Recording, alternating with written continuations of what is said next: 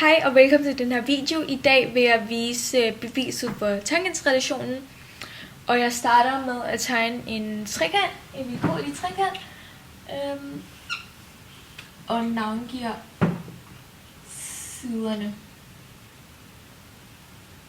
Og så tegner jeg en højde. Og det gør, at der kommer to retvinklede trekanter, og det her er x. Og den her herfra hertil er så b minus x. Ja.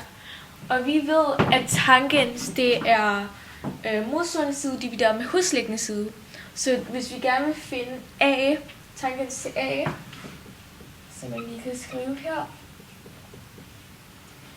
så kan vi sige modstående, det er h, det er højden. Og så er det divideret med husliggende side, som er x. Og det gør vi også med senere med tangens til c. Så jeg skriver det præcis samme op, tangens til c. Modstående det er også højden. Og husliggende det er så b minus x. Og nu vil jeg så i de her begge isolere h.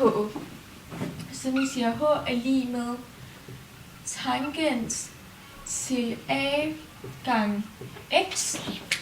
Der har jeg den her. Så vil jeg også sige h er lige med tangens til c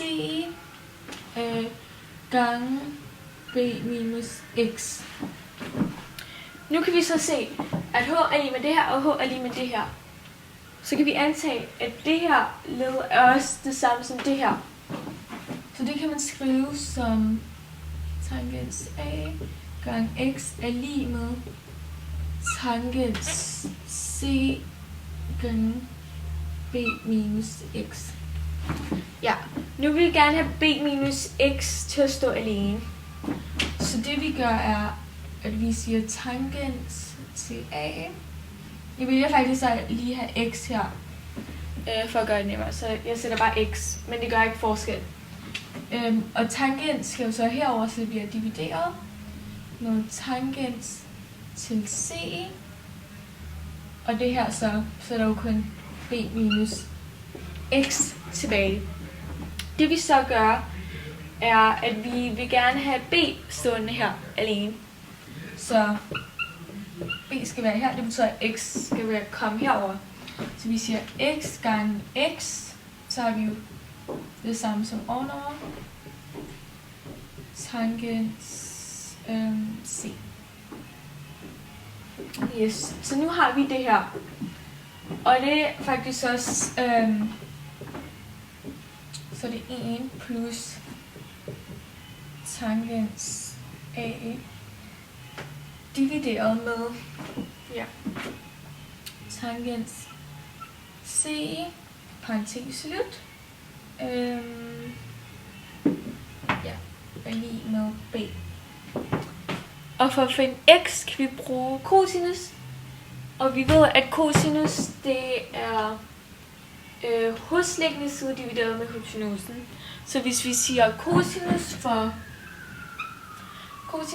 a, som så giver husliggende, det er jo x, og det er så c her, hypotenusen, så kan vi sige, nu vil vi isolere x. Og det gør vi så ved at sige, x er lige med cosinus til a gange c. Så nu har vi det her.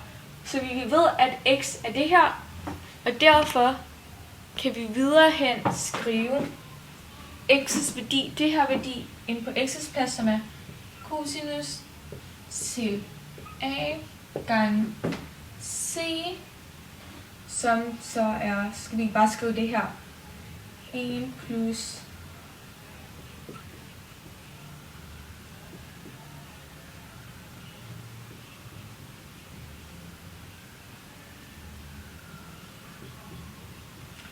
yes. Så her har vi